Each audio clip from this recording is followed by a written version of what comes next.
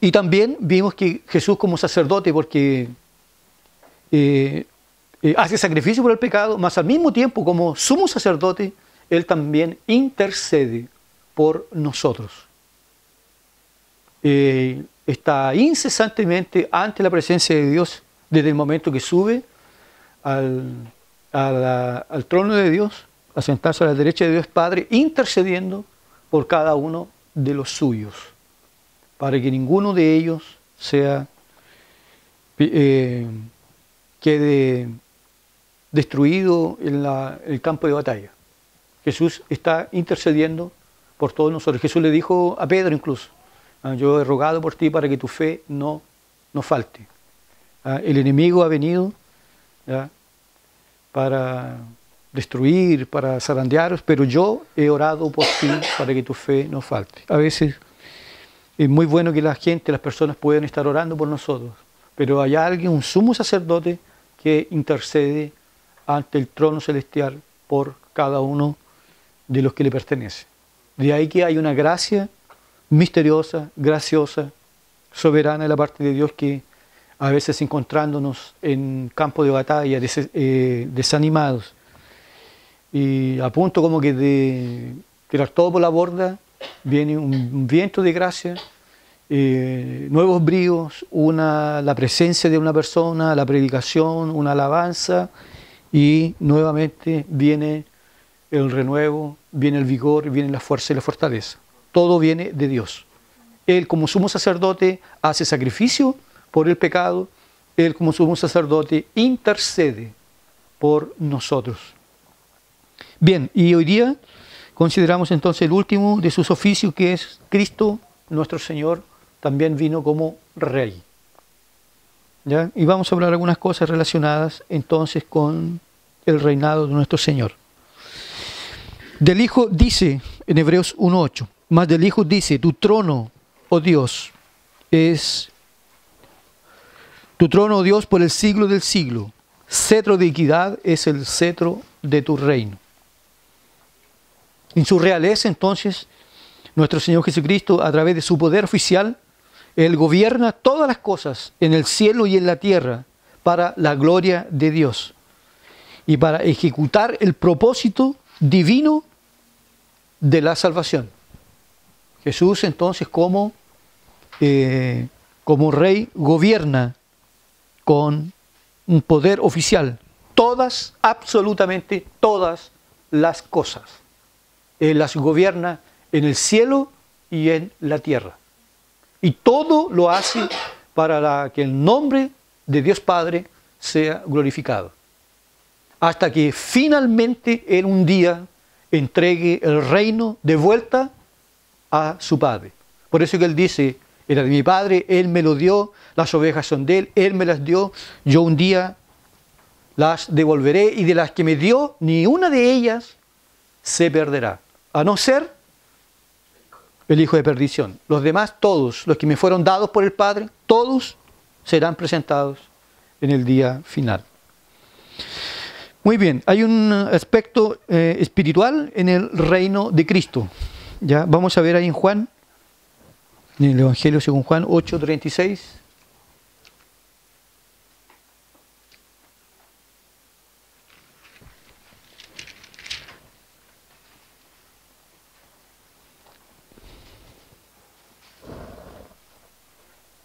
Y si el Hijo os libertare, seréis verdaderamente libres. 18.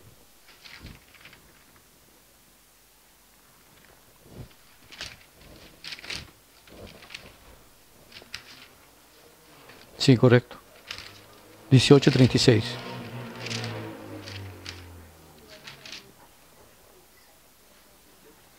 Respondió Jesús, mi reino no es de este mundo. Si mi reino fuera de este mundo, mis servidores pelearían para que yo no fuera entregado a los judíos. Pero mi reino no es de aquí. Bien, Jesús hace alusión entonces que su reino, ¿ya? Él es un rey que tiene un reino, pero su reino no es de carácter, a diferencia como lo pensaban los judíos, de carácter político. es de carácter puramente espiritual. El reino es de carácter espiritual. Si fuese el reino de este mundo, de este siglo, Jesús hubiese venido como pensaban los judíos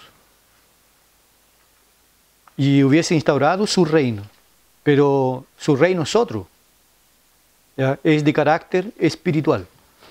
En ese sentido, tenemos que decir que Cristo gobierna sobre su iglesia. Con poder y majestad, Él gobierna sobre su iglesia. La Biblia dice que Él es la cabeza y el cabeza de la iglesia. La parte principal del cuerpo. ¿Ya? Ese es nuestro Señor. Nosotros somos parte, como dice la palabra, nosotros somos parte del cuerpo. Cristo es la cabeza del cuerpo, que es la iglesia. Él administra su reino por su palabra y por su espíritu. Los dos elementos utilizados para gobernar es su palabra. Cristo gobierna a través de su palabra y a través de su espíritu, que ejecuta o pone en acción la palabra de Dios. Su reino es de carácter espiritual. ¿Ya? Debemos mencionar que a veces algunas personas se confunden cuando piensan que el reino de Dios es la iglesia. La iglesia es una cosa, el reino de Dios es otra cosa. Es el cuerpo de Cristo. Sin embargo, el reino de Dios es el gobierno de Dios en el mundo entero. La iglesia es una agencia del reino de Dios. Por eso es que ahí se pueden entender mejor las palabras, arrepentidos y convertidos, porque el reino ha llegado, el reino se ha acercado. El reino de Dios es el gobierno de Dios a través de la persona de nuestro Señor Jesucristo, de carácter espiritual en el mundo entero, principalmente sobre la vida de su iglesia. La iglesia es la agencia del reino. Son dos cosas separadas, o sea, diferentes, que están entrelazadas entre sí, pero son diferentes. La iglesia es el cuerpo, es el número de todos aquellos que han sido redimidos por la sangre del Cordero. Ya su gobierno es mucho más amplio, absoluto y total. Jesús gobierna todas las cosas, en los cielos y en la tierra. En ese sentido también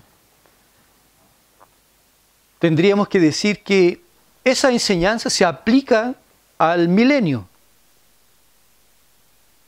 Es decir, de acuerdo a lo que dice el libro de Apocalipsis, ¿en qué consiste el milenio? El gobierno de 1000 años sobre la tierra. Entonces algunos han dicho que el milenio tiene un sentido absolutamente literal. Van a ser 1000 años de gobierno, sentido absolutamente literal. ¿Ya? Incluso los premilenistas, dispensacionalistas, pretribulacionistas, entonces dicen que Jesús va a venir ya sobre las nubes y ocurrirá de un momento determinado, ocurrirá el rapto. Luego Jesús rapta a su iglesia y se la lleva al cielo, con la cual estará con ella durante 7 años celebrando las bodas del Cordero. ¿Ya? Y aquí entonces asume el poder el anticristo durante un tiempo determinado. ¿Ya? Después de ese tiempo, entonces Jesús viene y instaura el reino durante 1000 años. Bueno, mucho se ha especulado sobre esa interpretación, que probablemente no quiera decir la Biblia que el milenio sea realmente 1000 años literales. ¿Ya? Entonces se ha optado también la otra interpretación, el post-milenialismo, que dice entonces que el reino de Dios se instaura cuando el mundo sea cristianizado. Es decir, que es una interpretación que a mí básicamente me seduce. No puedo decir otra cosa, me seduce porque es optimista. ¿Ya? Que el mundo va de mal para mejor. Y cada vez mejor. Y va a llegar un momento en la historia de la humanidad que el mundo va a ser casi que cristianizado. Y así entonces se cumple la palabra que dice que la tierra será llena del conocimiento de la gloria de Dios como las aguas cubren el mar. Pero cuando surgió esa interpretación, en el siglo XIX vino la Primera Guerra Mundial.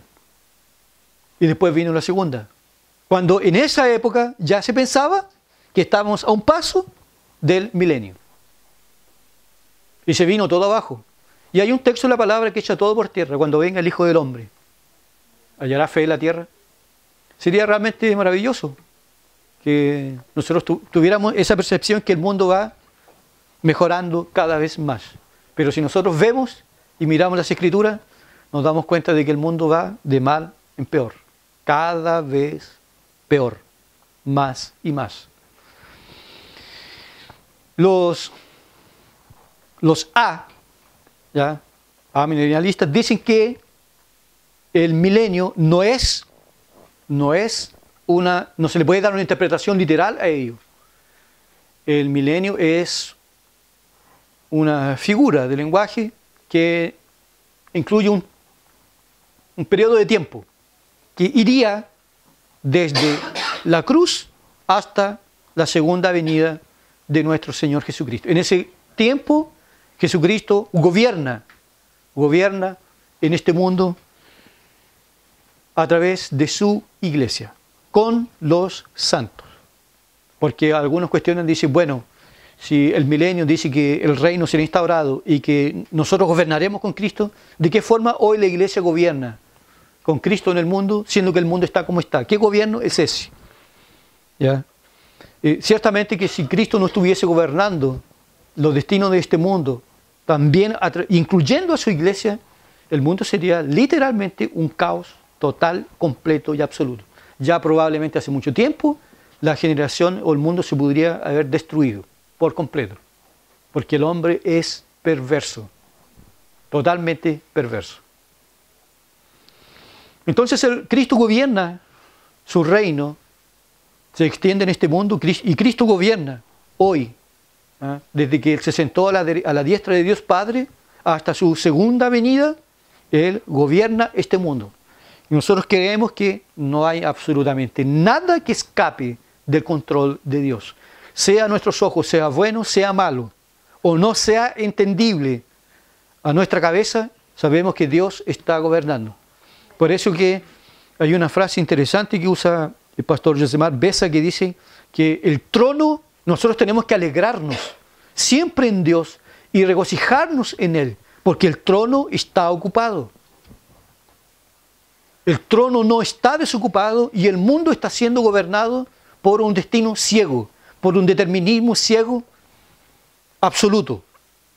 El trono está ocupado. Jesús gobierna con poder, gobierna con autoridad sobre la vida de la iglesia. Muy bien. Cuando termina el milenio, Jesús viene por la segunda vez de una forma física. No como lo dicen los adventistas, que hablan de una tercera venida de Cristo. La primera, la segunda, misteriosa, y el advento final. ¿Ya? La Biblia habla solamente de dos venidas. La primera, que ya ocurrió, y está por ocurrir la segunda. Desde la cruz hasta la segunda venida, Jesús gobierna. Gobierna con poder, gobierna con autoridad. Gobierna a través de su iglesia. Gobierna a su iglesia. Levanta y llama líderes conforme a su voluntad. Por eso que Dios tiene a algunas personas especiales, porque Él las levanta. No es que ciertas personas de renombre, hoy por ejemplo, que están vivas, ¿ya? No es que cualquier persona se puso a orar de repente con ahínco y dedicación y se tornaron grandes predicadores. Fueron levantados por Dios para tal. Y aunque algunos hayan querido orar la misma cantidad de tiempo que oraron esos grandes, es que hay una unción ahí, hay una separación, hay una manifestación soberana de la gracia de Dios. Dios gobierna a través de su iglesia.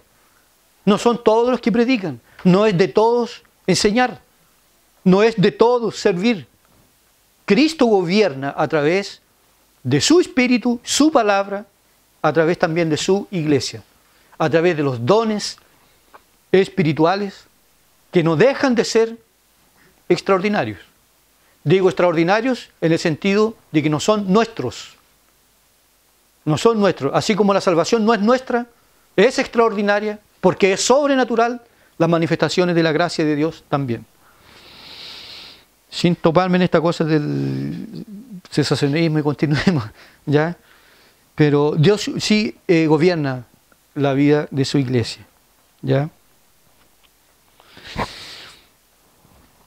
En segundo lugar, tenemos en el Antiguo Testamento la sombra de su reino, ¿ya? Primera de Samuel 13:14.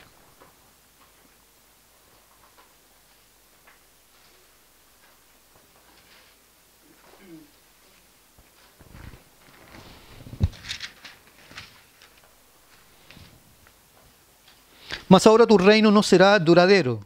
Jehová se ha buscado un varón conforme a su corazón, el cual Jehová ha designado para que sea príncipe sobre su pueblo, por cuanto tú no has dado lo que no has guardado, lo que Jehová te mandó. Las palabras del Señor a Saúl, ¿ya? Dando a entender en el Antiguo Testamento que el gobierno de Dios y de Cristo serían como un prototipo del gobierno del rey David. Ustedes varias veces van a encontrar en la Escritura, ¿ya?, el Mesías siendo comparado con el rey David. ¿Por qué razón? ¿Por qué razón en el Antiguo Testamento encontramos una sombra de lo que vendría? Bueno, primero, porque la persona del rey David describe casi de una forma perfecta al Mesías, hasta el momento en que él comete un adulterio y un asesinato. Hasta ese momento, David no conoce la derrota, enfrenta a todos sus adversarios en condiciones a veces muy desiguales y los vence a todos. Todos son vencidos. En ese sentido, entonces, se dice de que el gobierno del Mesías sería más o menos semejante al reino de David. Por eso que dice que el gobierno de David será un gobierno eterno, sin fin, porque es muy parecido con el reino mesiánico, el gobierno de nuestro Señor Jesucristo. El rey David ganó todas las batallas hasta matar Urías. Hasta allí se le puede comparar perfectamente con nuestro Señor Jesucristo. Ciertamente que Dios siempre ha gobernado el mundo, ¿ya? Pero cuando el Hijo de Dios, el Verbo, se hizo carne, entonces el reino le fue entregado a Él y Él gobierna.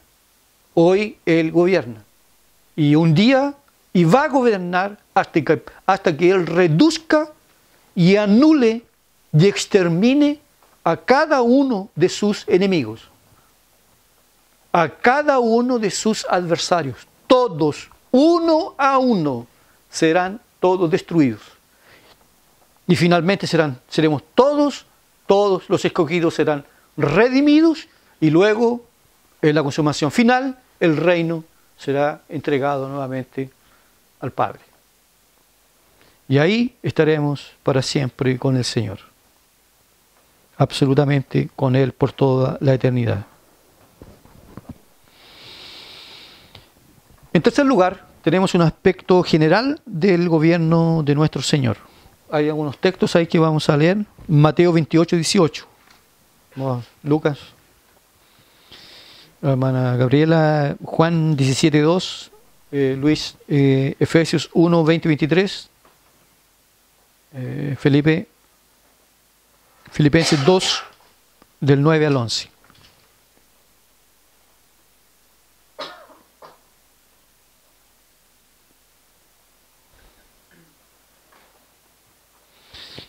Mateo 28, 18.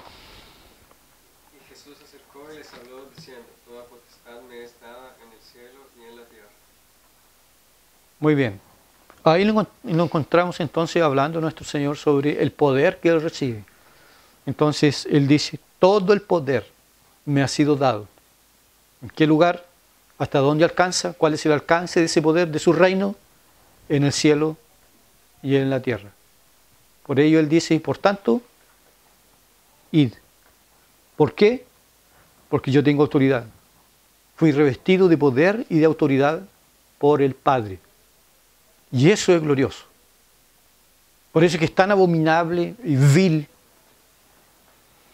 y diabólico comparar a Cristo con una estatua, con una imagen. Vil. Él tiene todo el poder, tiene toda la autoridad en el cielo y en la tierra. Juan 17:2. Como le has dado potestad sobre toda carne, para que dé vida eterna a todos los que creen. Muy bien. Le diste potestad. Efesios 1:20. Lo cual obró en Cristo, resucitándole de los muertos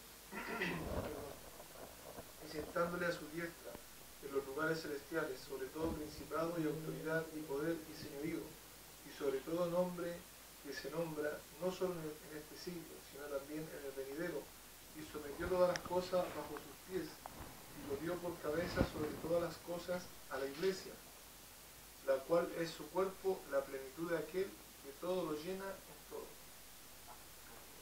Ese es nuestro Señor Jesucristo. Poder total, absoluto. ¿Ah? Ahí como dice en Juan, le has dado toda potestad, todo poder. ¿Sobre quién? Sobre toda carne.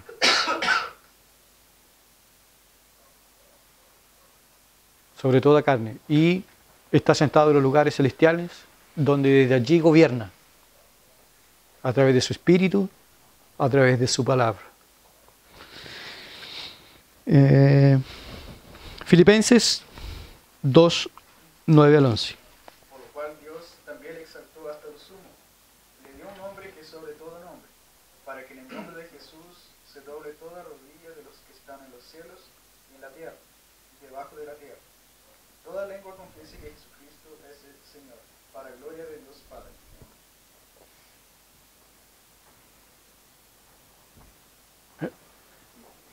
Es algo demasiadamente profundo eso, ¿no? Y un día todos van a tener que confesar que Jesús es el Señor, les guste o no, quieran hacerlo o no. Y ahí nosotros vamos a ver entonces a los que negaban la existencia, los que blasfemaron. ¿Ya? Vamos a encontrar a todos los pérfidos, todos los abominables, aquellos que lucharon contra el reino de Dios, contra el reino de Cristo, contra su iglesia. Todos un día tendrán que doblarse, curvarse y confesar que Jesús es el Señor, para la gloria de Dios Padre. Eso porque Él gobierna sobre todo. El cielo, la tierra, Él gobierna. Sin embargo, su gobierno se focaliza de una forma bien más clara y nítida en la vida de su iglesia. Apretando más sobre la vida de cada cristiano. Bueno, Jesús fue nuestro profeta, Jesús fue nuestro sacerdote, Jesús es nuestro rey. Entonces es un rey que tiene autoridad, que cuenta con poder. que tiene un reino, que tiene súbditos y que más encima gobierna sobre esos súbditos. Ellos se les someten con gusto y con placer. Nosotros somos literalmente siervos, una palabra griega, doulos. Somos siervos de Cristo. Y nosotros nos curvamos ante Él con placer, con gozo, y nos deleitamos en ello. Y nuestro deber como cristianos, nuestro deber, el cuidado que nosotros debemos tener, que toda nuestra vida esté sometida a su gobierno. Toda nuestra vida esté completamente sumergida a su voluntad. Además, porque cuando esto ocurre, es que nosotros realmente encontramos plena satisfacción en Cristo. Por ejemplo, porque cuando eso ocurre, orar no es un enfado, no es una carga, no es un peso, no es un bulto, no es un estorbo, pasa a ser una necesidad. Yo no oro para predicar, yo no oro para estudiar, yo no oro para entender mejor la palabra. Yo oro porque yo quiero estar con Él, quiero tener comunión con Él, quiero estar en su presencia. Ustedes recuerdan que cuando Jesús llamó a los 12, pasó la noche en oración. Y dice la palabra ahí, y los llamó para que estuviesen con Él. Esta es la esencia del cristianismo, para que ellos estuviesen con Él. Este es el principio que debe nortear y gobernar nuestra vida cristiana, que nosotros tengamos comunión con Él. Los profesos se enfadan de su reino, de su gobierno, de sus normas, de sus leyes, porque claro, como es un rey que tiene un reino, lógicamente tiene reglas, tiene normas, y ninguna de ellas es injusta, es ilógica, es absurda, es cruel. Toda ley de Él es buena, es agradable, es perfecta. Y si Él estableció determinadas normas y reglas para nosotros, son buenas. Y nosotros encontraremos placer y deleite en ellas. Nosotros, por ejemplo, para nosotros, la palabra de Dios es un deleite, es un alimento, es un placer. Nuestra carne patalea, nuestra carne guerrea contra ese tipo de cosas. El pecado se manifiesta con fuerza, porque no es fácil hacerlo. Pero cuando nosotros ya estamos habituados a ello, nos sometemos a ello, la palabra de Dios es un deleite, es un placer. Siempre la palabra de Dios es para nosotros como un jardín de nuevas rosas, de nuevas flores, con nuevos colores. Paso por el libro de Salmos, no me había dado cuenta jamás de esta verdad. Jamás había notado esto, o jamás había notado esto en el Evangelio de Mateo, o en el libro tal. Nunca había visto esto. Parece que nunca lo había leído. Y eso comprueba y muestra que Jesús está gobernando con poder, con autoridad sobre nosotros. Y los beneficiados siempre somos nosotros mismos. Este es un principio sobre el reino de Jesús como nuestro Rey. Es un principio que nosotros siempre debemos tener presente. Que Él esté gobernando. Que nuestras palabras sean las suyas. Que nuestras miradas sean las de Él. Que nuestras manos hagan todo lo que Él haría. Que nuestros pies vayan donde Él hubiese ido. Antiguamente, unos 20, 30, probablemente 30 años atrás, fue suceso el libro ¿Qué haría Jesús en mi lugar? Y el libro trata básicamente de este principio, del gobierno de Cristo en nuestras vidas. Bueno, si Cristo es mi Rey, ¿qué haría Él en mi lugar? ¿Leería pornografía? ¿Sería amante incesante de la fama, del dinero, del suceso, de las cosas que este mundo busca y se deleita en esas cosas? Entonces, una persona, un cristiano que es gobernado realmente por este Rey, tiene que tener ciertas características. Las normas las reglas, las leyes establecidas por Él son todas justas y hacen bien. Como Él es nuestro Rey, nosotros le debemos obediencia.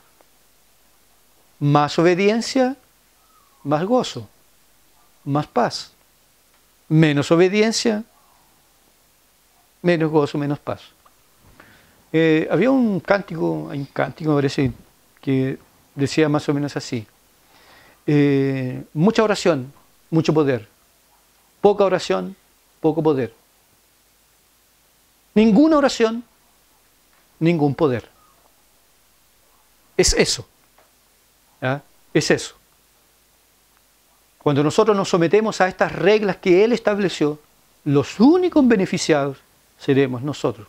Y tenemos que concordar que los mejores momentos de nuestra vida se dieron cuando estábamos cerca de su presencia. Hasta porque cuando Él está cerca de nosotros, como dice el poeta, la tentación pierde la fuerza. La tempestad se desvanece. Cuando nos alejamos, el huracán se aproxima. También si Cristo gobierna sobre nosotros, todas nuestras decisiones deben pasar por su voluntad. Esta es la preocupación constante del cristiano, que nosotros con todas nuestras decisiones podamos glorificarlo a Él, exaltarlo a Él, de que las personas nos identifiquen con su reino. Ustedes podrán ver esto claramente en el libro de John Bunyan, en El Peregrino, cuando entonces ellos pasan en el viaje pasan por una ciudad llamada, y había allí una feria, y tienen que pasar por la feria de la vanidad. Los peregrinos tenían una ropa diferente, hablaban de una forma diferente, no consumían los productos que en esa feria se vendían, porque ellos no eran de este mundo. Y cuando alguien les preguntó por el nombre y les dijo algo, uno de los peregrinos dijo, gloria a Dios. Y todos se reían y se mofaban, gloria a Dios. ¿Qué es eso, gloria a Dios? El mundo no entendía el lenguaje que tenían estos cristianos. Y las personas que están bajo este gobierno, entonces tienen una identificación con el Rey.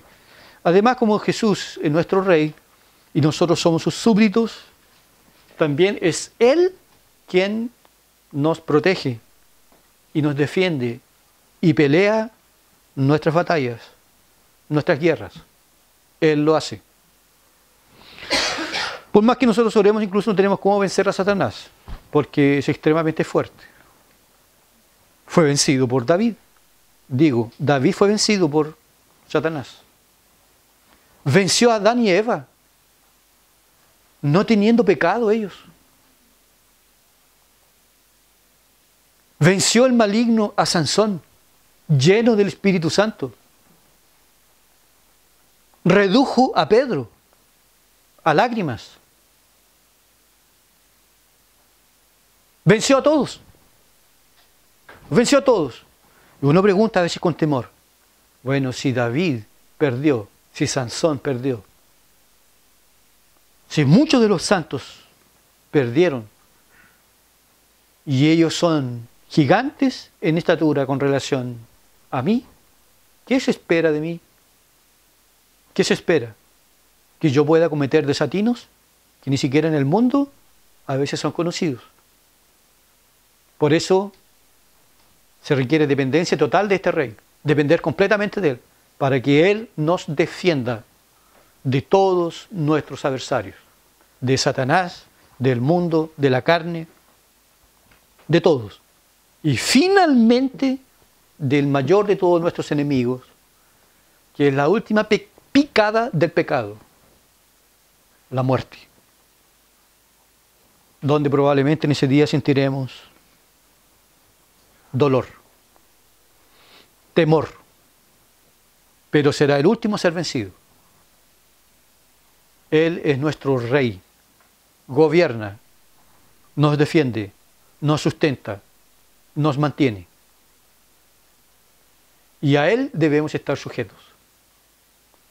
Dice el libro de Hebreos que ojalá en ninguno de nosotros si hay alguien con un corazón perverso, con raíces de pecado en el corazón, en el alma, porque ciertamente es cosa terrible.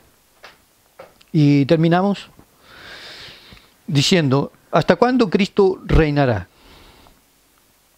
Vamos a abrir ahí en 1 Corintios 15, 24 al 28. Corintios 15.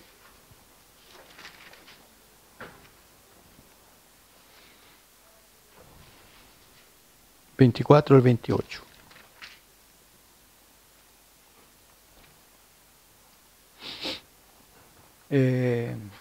Cristian.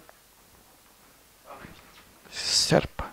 Entonces vendrá el fin, cuando Él entregue el reino al Dios y Padre y haya puesto fin a todo dominio, autoridad y poder. Porque es necesario que Él reine hasta que haya puesto a todos sus enemigos debajo sus pies. Y el último enemigo que será destruido es la muerte, porque Dios sujetó todas las cosas debajo de sus pies. Y cuando dice que todas las cosas quedaron sujetas a Él, es evidente que esto no incluye a que Él puso todas las cosas debajo de sus pies. Pero una vez que todas las cosas queden sujetas a Él, entonces el Hijo mismo quedará sujeto al que puso todas las cosas debajo de sus pies, para que Dios sea el todo en todos. Amén. Hasta el último día Jesús gobierna. Y nosotros vamos a morir, si es así la voluntad de Dios, vendrán otros cristianos y seguirán con la bandera del Evangelio. El Evangelio no se acaba nunca, jamás, jamás muere. Si muere el Evangelio, muere el rey. Es imposible. El rey no muere nunca, no pierde ninguna batalla, no se queda dormido, no siente cansancio, no tiene hambre, no siente sed, nada. Es el rey, el Dios todopoderoso, gobierna hasta la consumación final. Y después va y le entrega el reino a su Padre. Y ahí estaremos con Dios por toda la eternidad. La Confesión de Fe de Westminster dice lo siguiente. Bautista, la primera, ¿no es cierto? Nacho, por favor, ¿puede darle lectura? Confesión de Fe, Bautista de 689.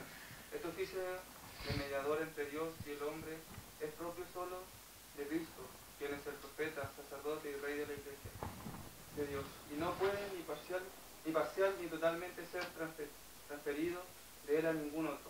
1 Tito 2:5. Timoteo. Esta cantidad y orden de oficios son necesarios, pues por nuestra ignorancia tenemos necesidad de su oficio profético. Muy bien. Heidi. Y por nuestra separación de Dios y la imperfección del mejor de nuestro servicio necesitamos su oficio sacerdotal para reconciliarnos con Dios y presentarnos acepto para con Él. Y por nuestra falta de disposición y total incapacidad para volver a Dios y para rescatarnos a nosotros mismos y protegernos de nuestros adversarios espirituales. Necesitamos su oficio real para convencernos, subyugarnos, atraernos, sostenernos, liberarnos y perseverarnos para su reino celestial. Muy bien. Ese dice entonces nuestra confesión de fe bautista sobre este oficio de nuestro Señor. ¿Ya? ¿Y la otra confesión? Luis Ayala, por favor. Sé que le gusta esa confesión de fe en Westminster. Vamos. A todos aquellos para quienes Cristo compró redención, les aplica y comunica cierta y eficazmente la misma, persuadiendo por ellos, revelándolos en la palabra y por medio de ella los misterios de la salvación, persuadiéndoles eficazmente por su espíritu a creer y a obedecer, y gobernando sus corazones por su palabra y venciendo todos sus enemigos por su gran poder y sabiduría, de tal manera y forma que sea más de acuerdo con su maravillosa e inescrutable dispensación. Muy bien. Ahí tenemos entonces lo relacionado con este oficio real de nuestro Señor. Es el Rey Jesús. Amén. Que Dios nos bendiga.